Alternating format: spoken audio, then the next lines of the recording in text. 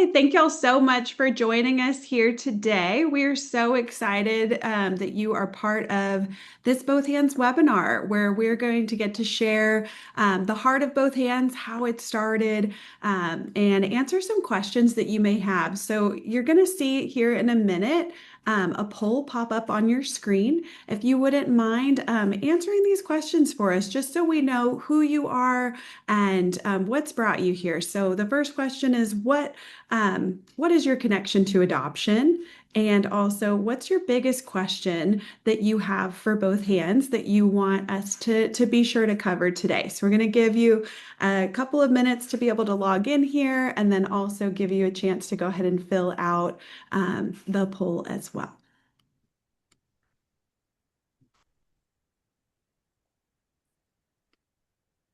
Wonderful. So, as you guys are starting to answer that, we'll share the results here in a minute. But today on our webinar, we have JT Olson. He is the founder and president of Both Hands. He'll be sharing today the story of how Both Hands started.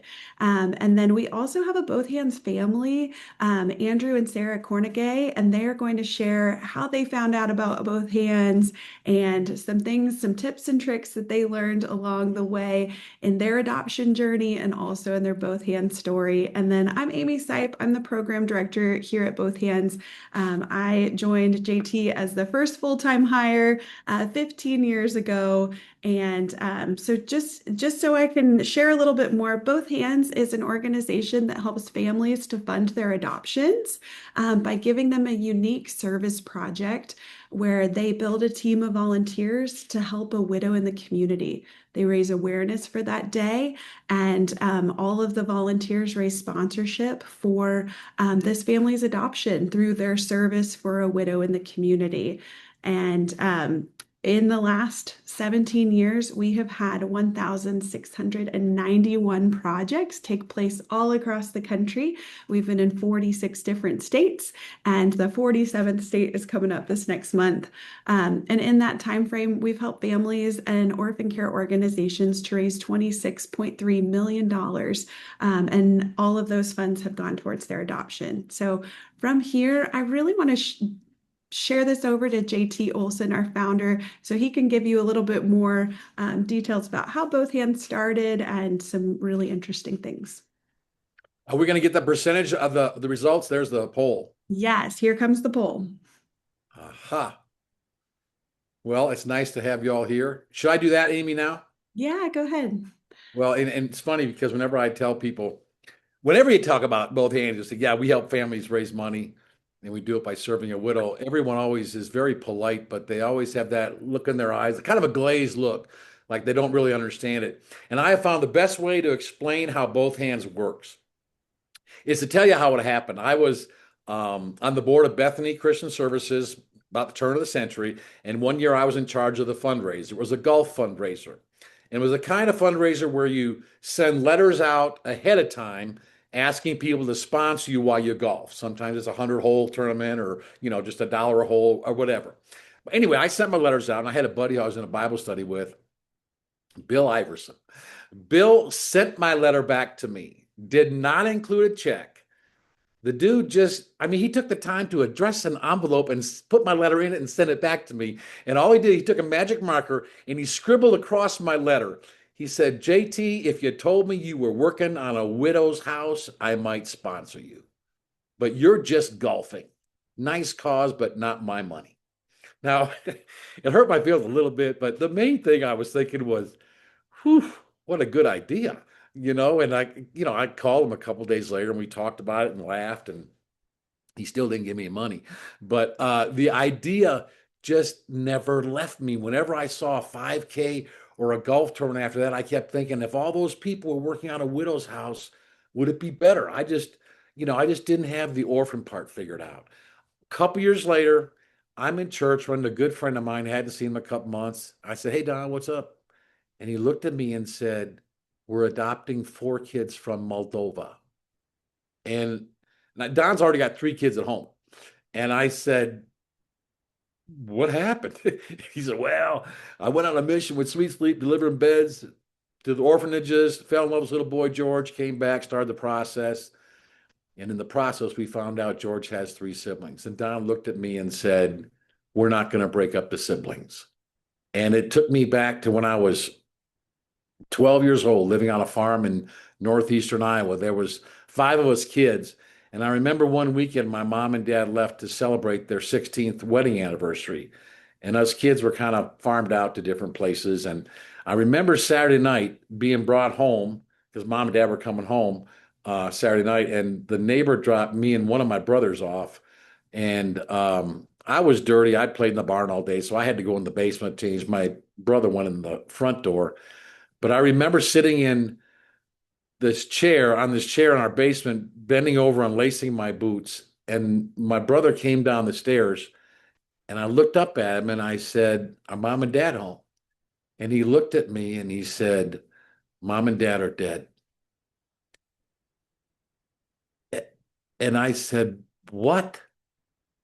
He said, "Mom and dad are dead. They were killed in a car accident an hour ago." And he turned around and walked upstairs. And in his defense, he had just heard as he came through the front door, he was given the news and he was just coming downstairs to tell his little brother. But I remember that moment, and I remember hitting that cold cement floor, crying like any 12-year-old would cry. I know what it's like to be an orphan. And I know what it's like to wonder who's going to take care of us, what's going to happen to us, will we stay in the farm, can we live here, are we going to be together? All the you picture your mom and dad. I'm never going to see mom and dad again this side of heaven, and how I wish my last interaction with my father would have been different. But I know what it's like to be an orphan. But I also know what it's like to be rescued, because 3 months before this accident, my mom and dad and my aunt and uncle, my mom's sister and her husband, they changed their wills that if anything would happen to one of them, the other would take them. I mean, my aunt and uncle were 33 years old. They had just started business a year earlier. They lived in a really nice suburb of Milwaukee called Brookfield. They had three kids of their own. They took all five of us. I mean, I know what it's like to have someone come in and say, "We got you." Yes, it may not always be pretty, but we got you. And I'll be forever indebted to them. Heroes in my book. Anyway, so back to the hallway in church. When Don looks at me and says, "We're not going to break up the siblings," I am the just right guy to say that to, because I'm not going to sit there and say, "Are you sure?" I'm sitting there. I remember the thought I had in my head was, here's a man who's trusting God in a way that I envy. And, I want to have that kind of faith. But and I knew by then we had adopted our fifth child, Gracie, from China. I knew it was going to be expensive. I asked Don, I said, "How much is this going to cost?" He said, "Oh, they're telling us 70 or 80,000. I said, "You got any idea how you're going to do it?"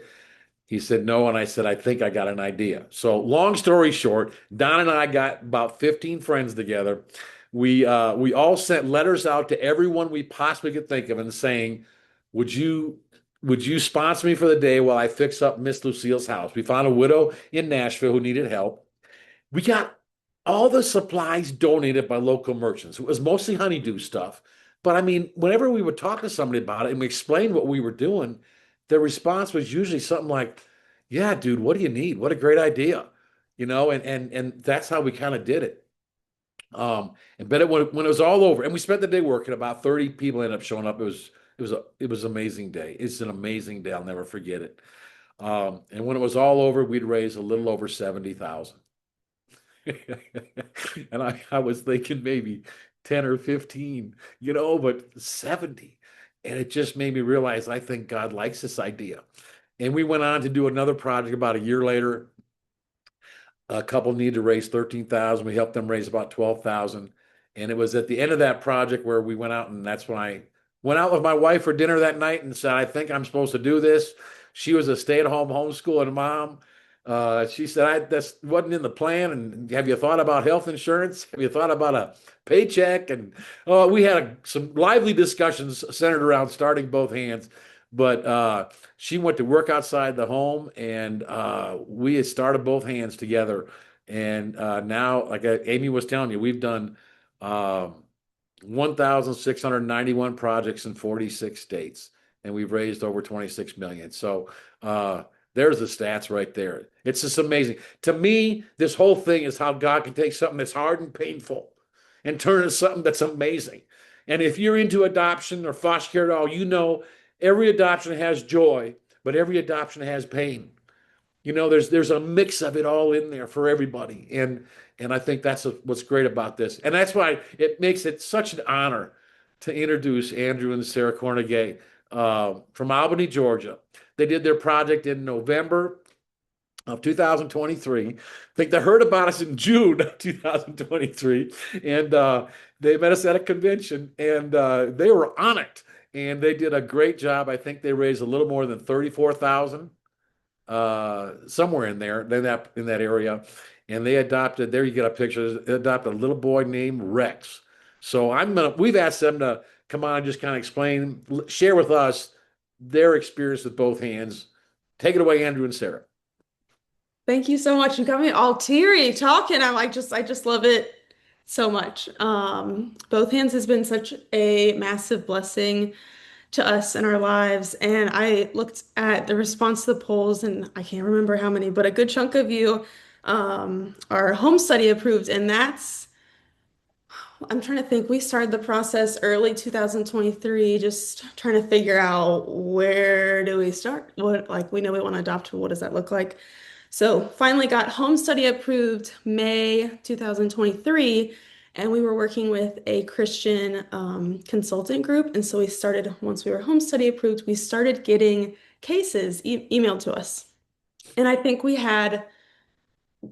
were shocked at the cost. Well, originally we were told it was going to be Like uh, 35, $40,000. 35, 40, and then We're getting cases that are like 62, right? And we're like, oh, okay, like that's a little different than we were expecting. And also, every, consultant group, adoption agency, all those things are different, have different logistics. But for us, it was like basically all of this money is due up front as soon as a mother picks you. So if you present to this mother, you need to have all of this money ready to go. And we were like, okay. I was about ready to pass out. So we genuinely in June were like, how, like, Lord, we need a money tree in the backyard. Like, you've asked us to do this. How are we going to do this? And then we went to the Southern Baptist Convention. JT was just telling us it was the first one that they went to in New Orleans 2023. And we saw them, and I was like, I can get behind this. And Andrew agreed, right? Like, how can yeah, you say no to helping a widow and an orphan? Like, Andrew, I think, can share that he doesn't love fundraising and asking people for help and money. But I kept telling him, like, Andrew, come on, like, yeah, we're asking yeah. to help widows and orphans. And surprisingly, like it's uncomfortable for me. I think it's uncomfortable probably for a lot of people. Yeah. And even some of our people that we ended up having come with us, they were like, "Hey, this is a little uncomfortable." But I think they found out eventually, it's like there's so many people that would love to help with Hmm. a project like this that also helps a family bring an orphan, Yeah. and so it was just very surprising for us how all of that came together, and the Lord certainly used all of that once we found both hands, and you know Yeah. Yeah. we're, So we're I say once like at the Southern Baptist Convention, saw the booth, talked to them, and I was like, we're doing this. So I started the online process June 2023, like as soon as we got that home. day. Yeah. I was like, we need this. Is like the Lord providing. Let's do it. So, however, I don't even remember, but we didn't, I mean, ups and downs of life and trying to find the right widow. Andrew's a pastor, so we were trying to make sure we weren't biased in who we were choosing to serve on all those things. But we ended up completing our project in November 2023. So it doesn't have to be a super fast thing. You can take your time. And I can't rave about the Both Hands team enough. They were so helpful. Every question that I had, not only did they answer it, professionally, but they were kind and courteous and timely. I'm someone that when I email you, I would like a response in within, 3 days or, something like that. And I feel like so often people will email you back 3 weeks later and you're like, okay, well, I needed that forever ago. Thank you. And they were always so timely, and I appreciate that so much. Like personally, that's something that I love.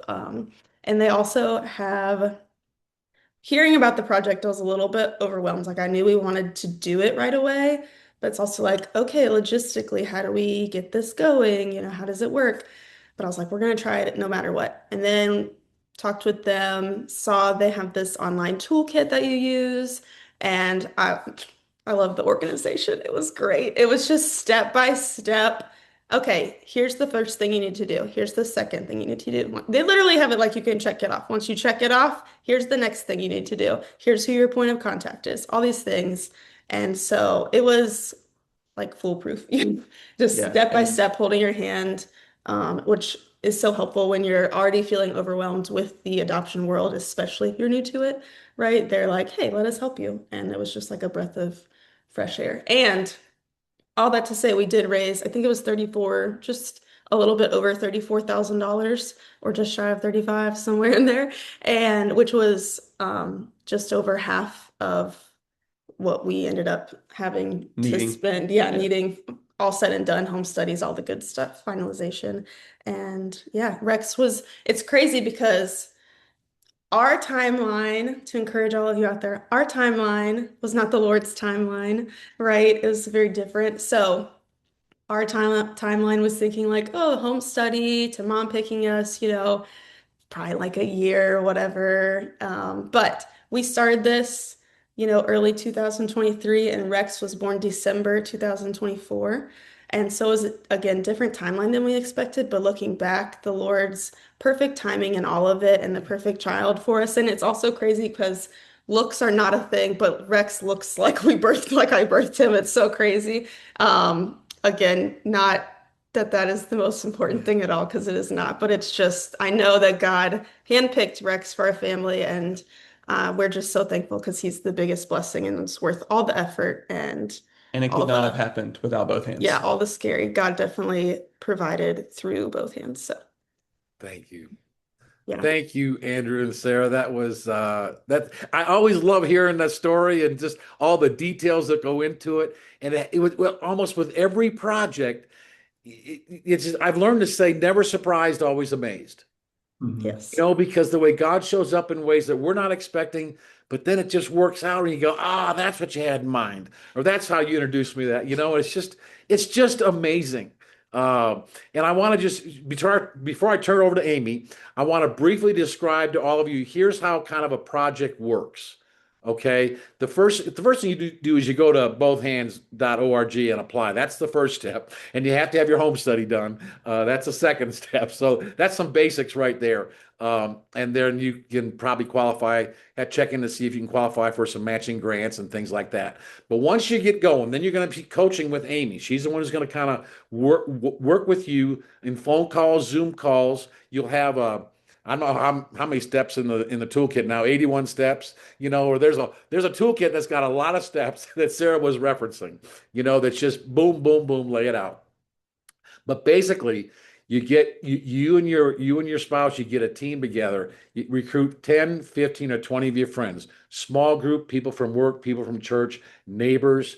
You'd be surprised. Like Andrew said, he was surprised that so many people would say, "Yeah, I feel uncomfortable about this." But once you get going on it, you realize, boy, there's a lot of people who like doing this. They're looking for something like this because they feel this urge to support widows and orphans, and this is a good outlet to do it.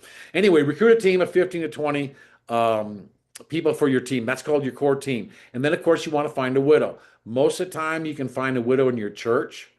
Finding a widow is a lot of networking, but mostly I would start in your church.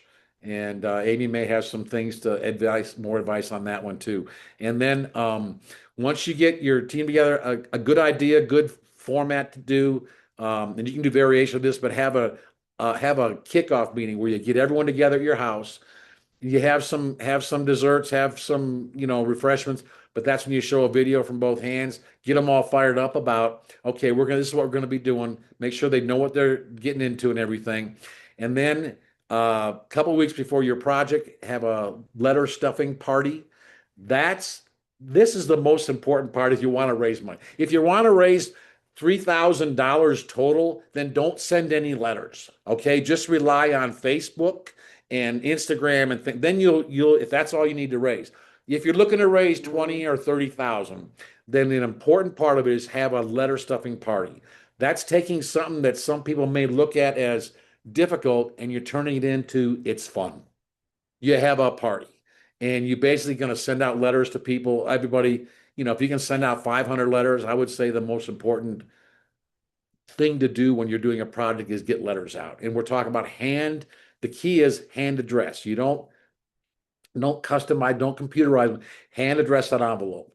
My question to you, and I know a lot of you are probably thinking, well, boy, I could just send out 500 emails, or I could send out, and my only question to that is, have you ever deleted an email without reading it? And the answer is probably, yeah, how many today? But have you ever thrown away a hand addressed envelope you got from a friend without opening it? And the difference is, we have 100% open rate with this method.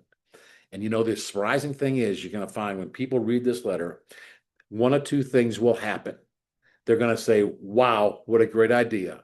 Or else they're going to throw it away and they're going to go on to doing whatever they were doing. They're not going to think about you a whole lot. People just don't think about you that much anyway, okay? But you're going to find that some amazing things happen.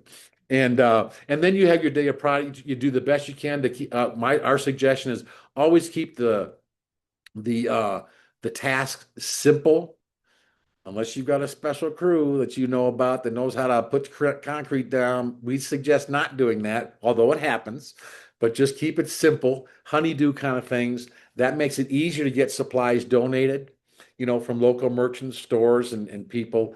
You also have $1,000 supply grant from both hands.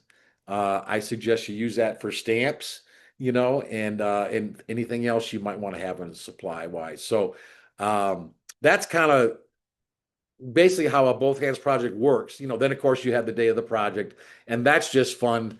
And I'll let Amy take it over from here. Awesome. Thank you all so much for sharing your heart and your love for both hands. And, I think one thing that both hands really loves to do is to personalize and customize your entire experience.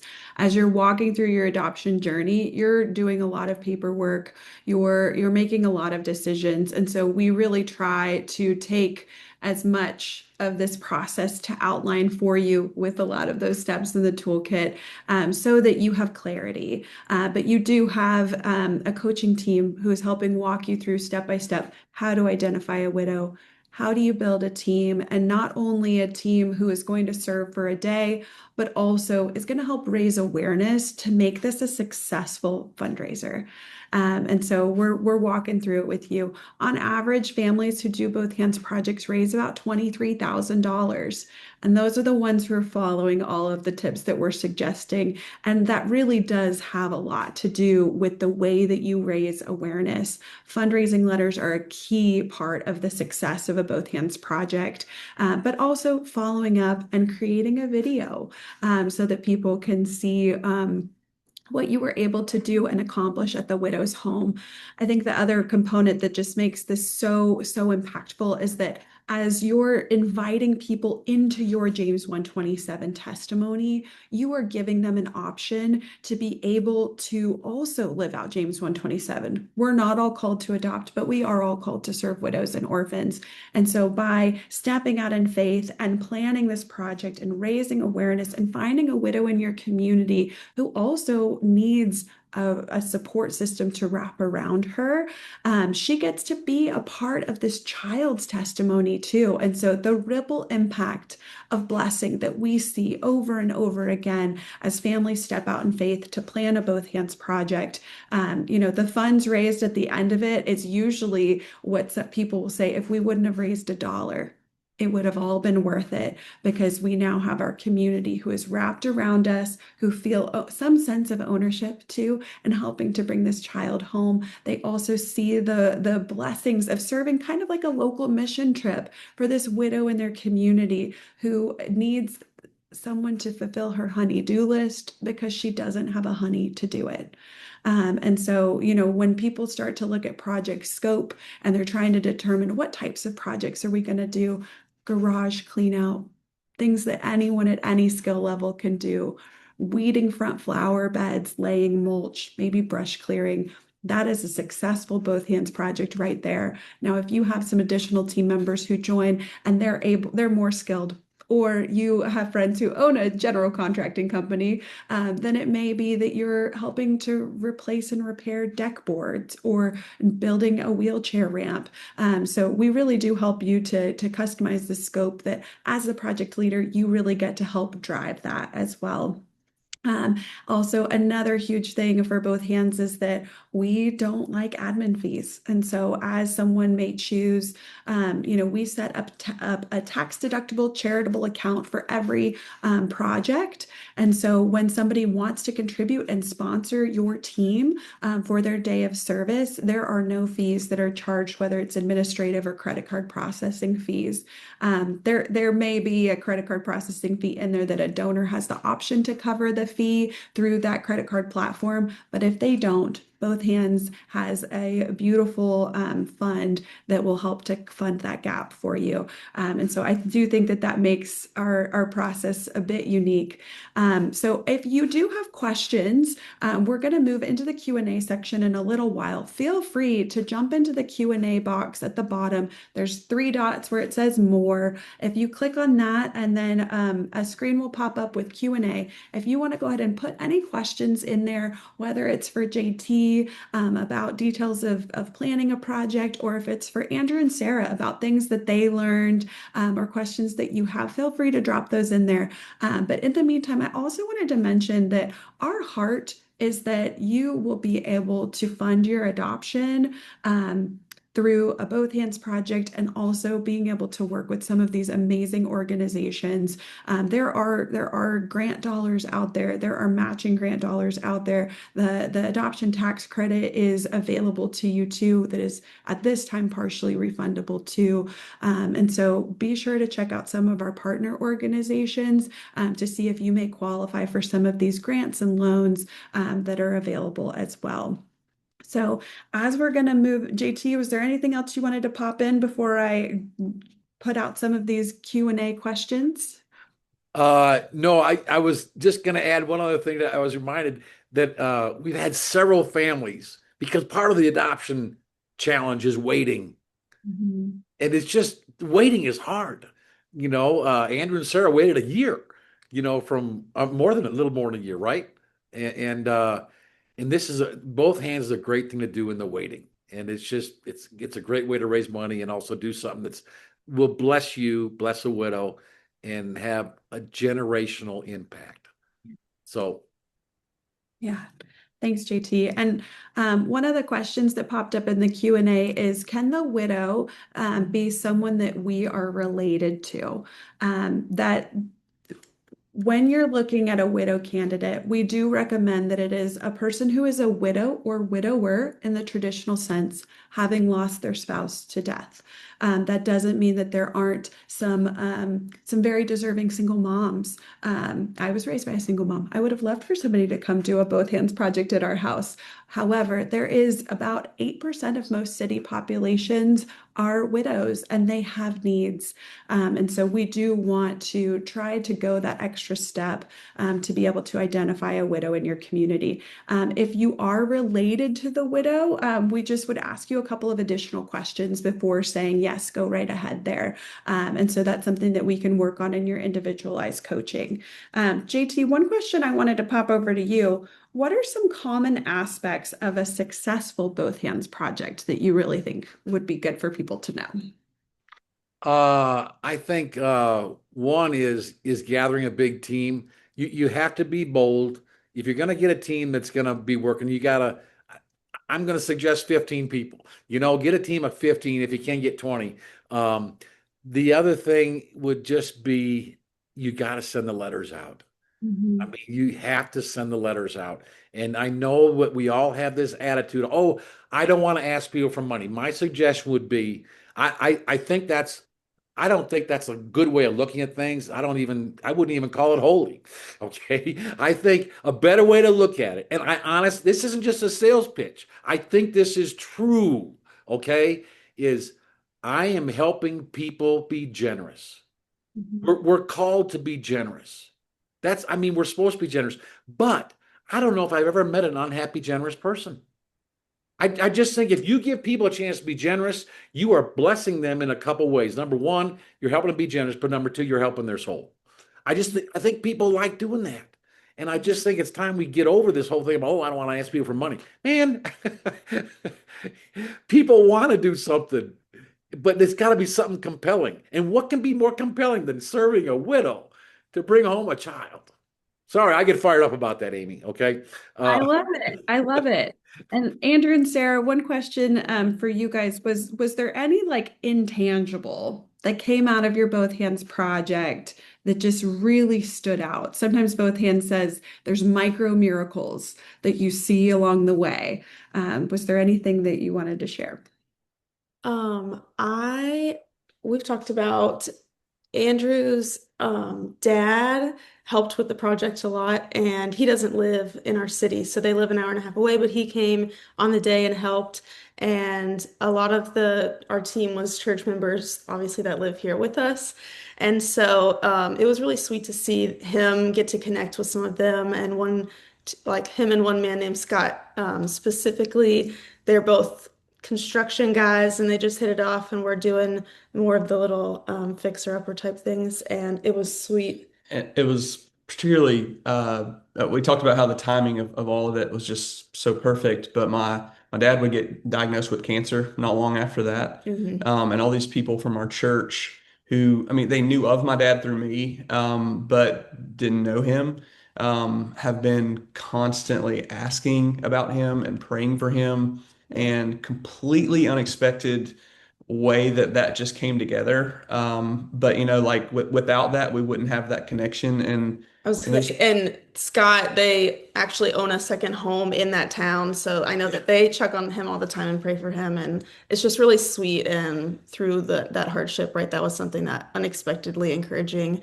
And also, sadly, our widow passed away. Gosh, how long? Like an hour. yeah, it's been about 8 months, I think. But But you go ahead. Sorry, you go. but the improvements that we made to her home, her family was so appreciative because they said now all of these things don't need to be done before we try to sell the house. And so it was just s- I'll say they were. strange great things that Yeah, and they were came from also, that. to bounce off of what JT said earlier, they were simple things, right? We did a lot of yard work. We actually had someone volunteer in the community that owns a pressure washing company to soft pressure wash her home the day before. So that he did that for free the day before. So we got to go in and touch up paint, lots of yard work, and then a couple little minor like Trim pieces and things yeah, like stuff that. like that. But all of it made a big difference, right? I'm sure all of us know those little things go a long way in our home. So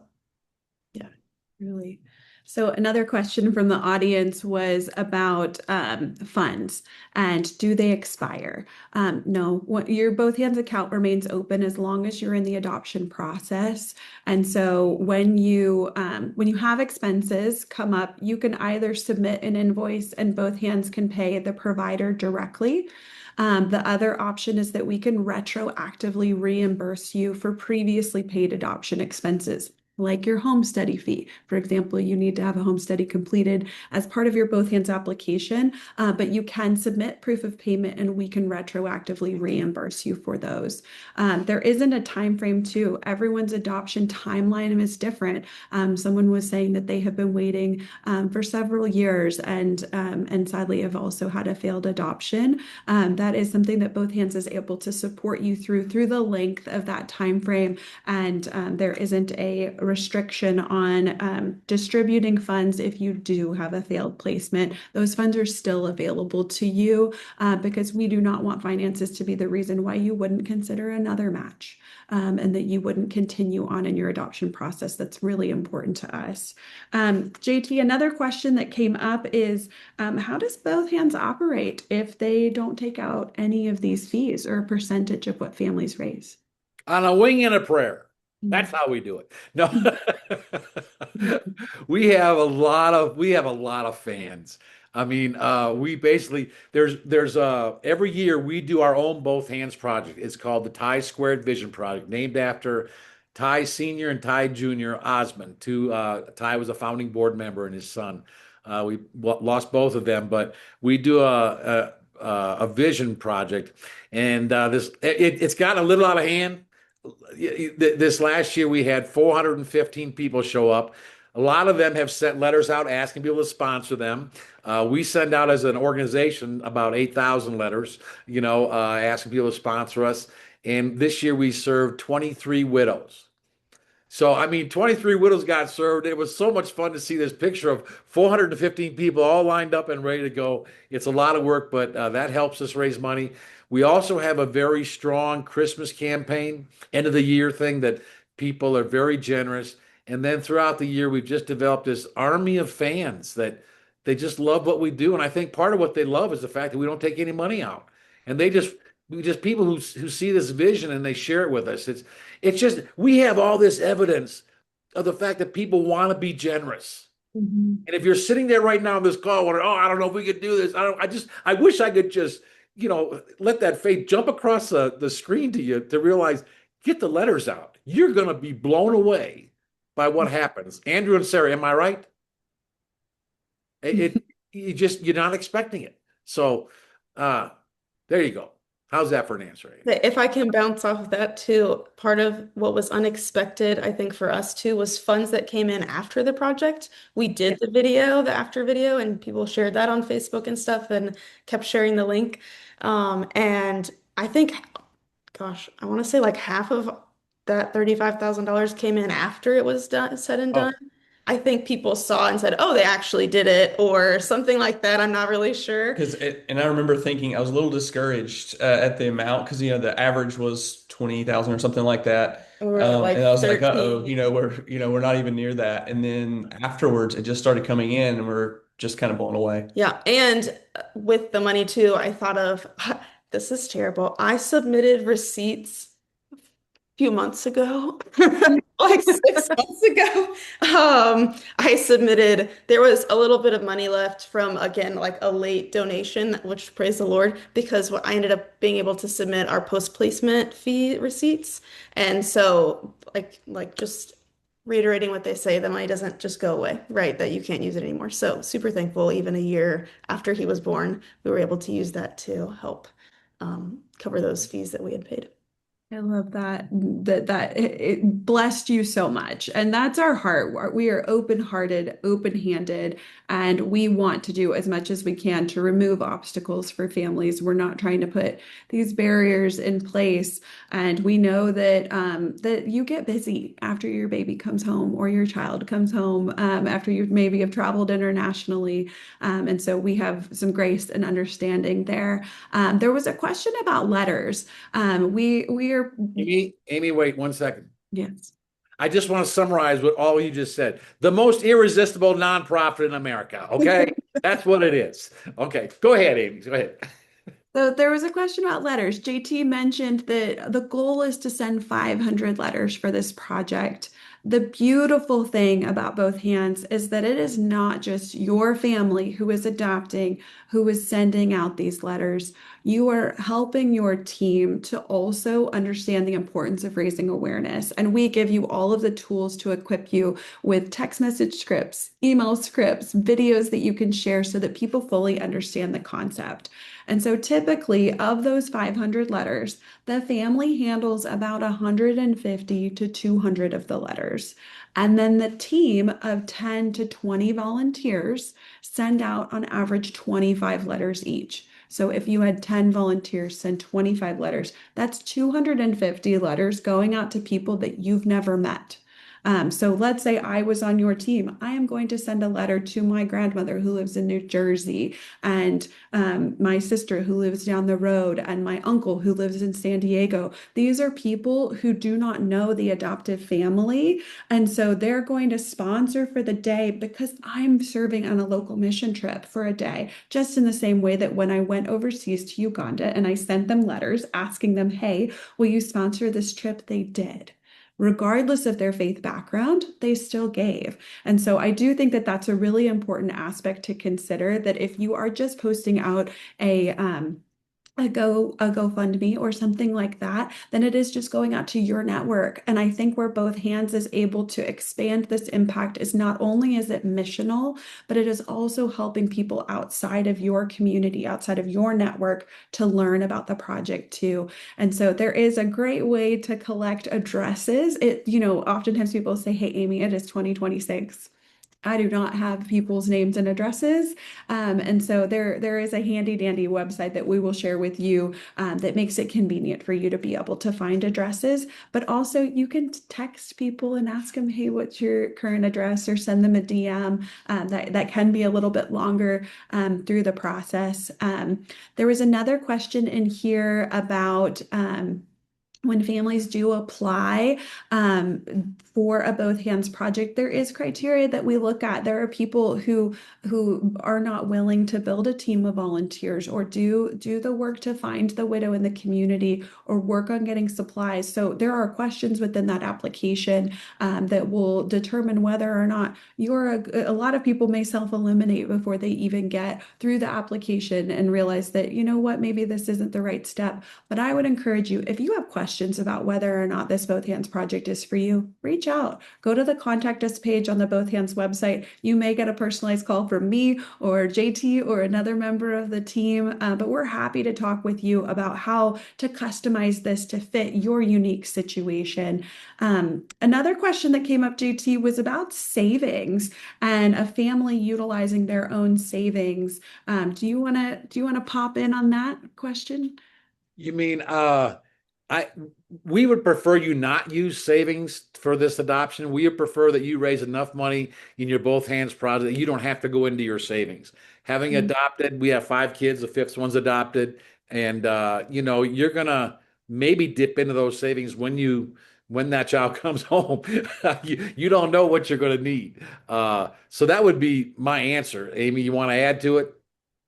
I think that's a great one, is that, our hope is that through your Both Hands project, through some additional grants through from some of our partner friends that we listed before, the adoption tax credit, we really say set your goal for your Both Hands project. There are people that are setting their goal for their full adoption amount minus what they've already maybe fundraised a little bit before they got to us, or grants that they've directly secured. So we say put that big number out there that is necessary, and go out with boldness.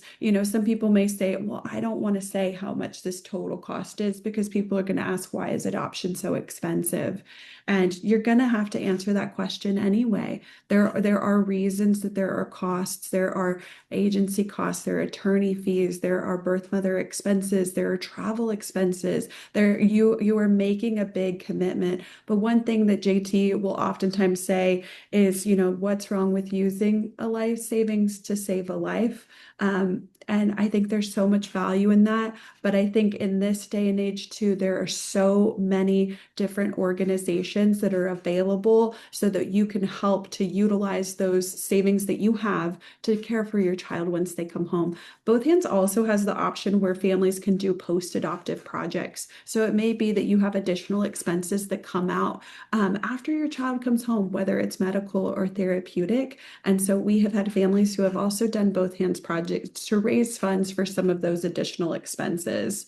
JT, someone was saying, does it cost any money, or is there any potential expenses? You hinted at a supply grant. Do you want to go into a little more details about how people might get these supplies? And Well, the supply grant we originally started, we got it. It's $1,000 now, and we were thinking when we first started doing this that the largest expense for your product should be stamps, because you're trying to get little honeydew stuff, and it's not that hard. You may have to ask 3 or 4 people, or 3 or 4 companies, but to get 2 or 3 gallons of paint donated is not that hard. And to get, 1 or 2, loads of mulch is not that difficult. So we encourage people keep it very simple on your stuff you're doing. And sometimes you have to go in and ask people. Our suggestion is Don't be afraid to go in and ask, Home Depot or Ace Hardware, Lowe's. Make sure you're talking to the manager. Make sure you go in there. We give you the documentation that shows the tax number of both hands. I mean, we have done this. You got to remember, we've done this almost 1,700 times. We we know how to do this. And we really have some best practices that we've come up with. And that's what I would suggest you do something simple. Now, sometimes you may do something that's gonna, we've had, I mean, there's so many stories. I can think of stories where there's, six or $700, from a lumber company or from Home Depot, and the manager loved what you did, and they said, "Yeah, just take it," or they'll say, "Okay, we'll give it to you at cost," which is, like half price. Or, I mean, it's just amazing stories come out of this, but you have to ask. That would be my encouragement. I also got a question here that says, can you clarify on post-placement projects? And yes, the post-adoptive projects can take place after placement and after finalization up until the child is 18 years old. And so there are times where, as the child gets older, you may discover that there are some additional expenses. There is a web page on the Both Hands website that details out a little bit more about what are those post-adoptive expenses that could be covered. And there's even sometimes where residential treatment is included in that as well. And so if you have any questions, feel free to reach out to bothhands.org/contact, and we're happy to answer your specific questions about what you may have there. So Andrew and Sarah, another question for you guys is, what would you consider telling someone who's on the fence about whether or not they should do this? What would you guys say to them? Short answer is do it. But a little bit longer answer is, all of the things that I was nervous about, all of the things that I felt like this just makes me uncomfortable.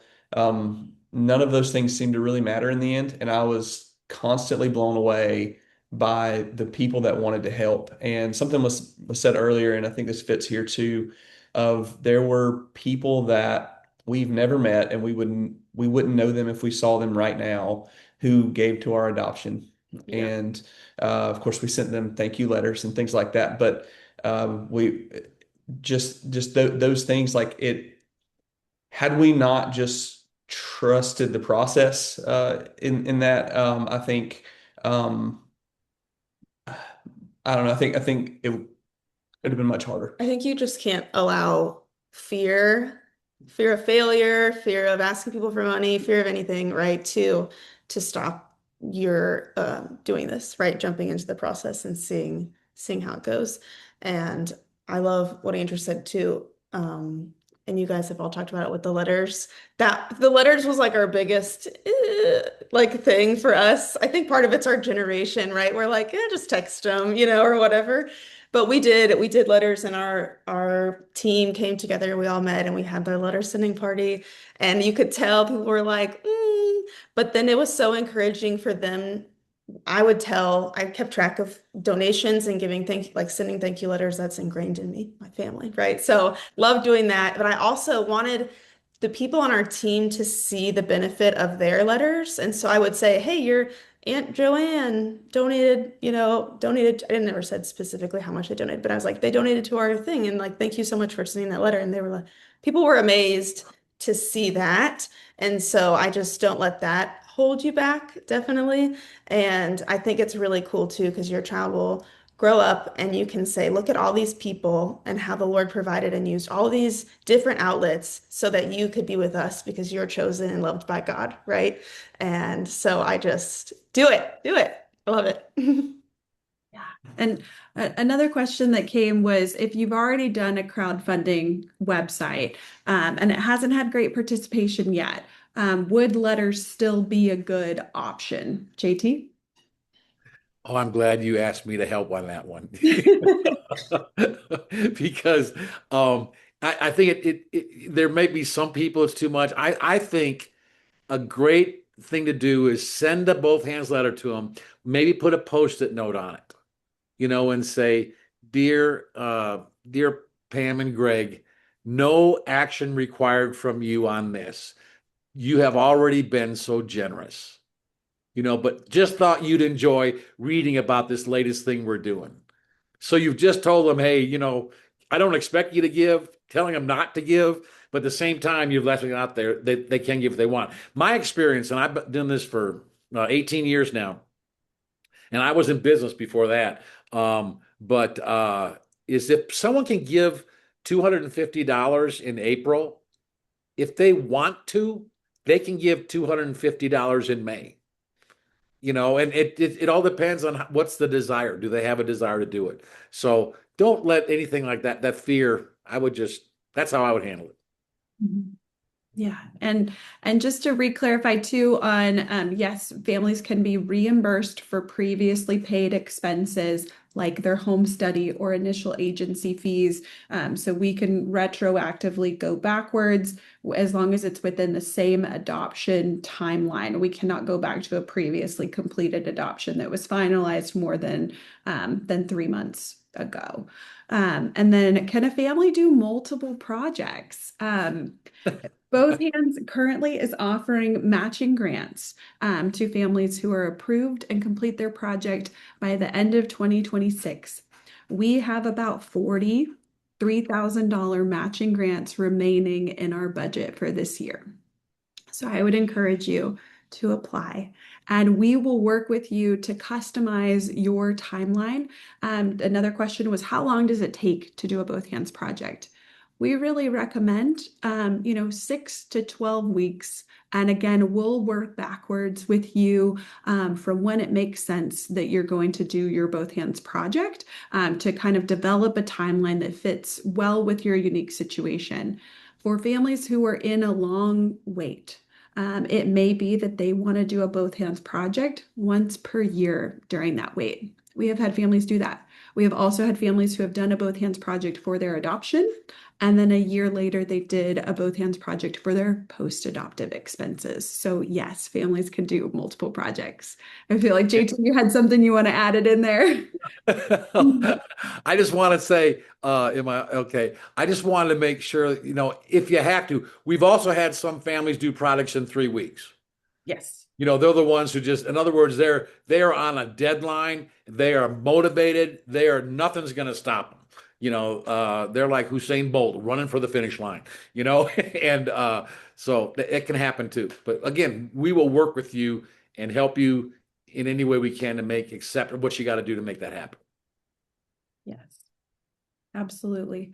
Well, I am so grateful for the participation that you guys have had in the audience today, asking really, really great questions. And again, JT, thank you so much for sharing and starting both hands. It is such a blessing to be able to sit here and I get to live out James 1:27 every day because I get to walk alongside of families and help place children in loving Christian homes where they are going to have a mother and a father who are caring for them and raising them up to know the Lord. And so thank you, JT, for standing firm, for giving your life away every day by being bold, by being an amazing leader of this organization. We are where we are, and we're able to give away the dollars that we are, and we're able to provide supply grants and cover transaction fees because of your boldness and your faith and your decision that you were going to do this the way that you believe that Jesus would want to do it. So thank you, sir. Praise him. All right, y'all. Sarah, Andrew, thank you so much for joining us. Again, anyone who has more questions, please feel free to reach out to both hands. You can also apply. We will send a recording of this to anybody who did not get a chance to watch live, or if we answered the questions too quickly and you want to go back, you will be receiving the recording. But prayers and blessings to each of you, and thank you so much for being here. Thank you, Andrew and Sarah. Thanks, everyone.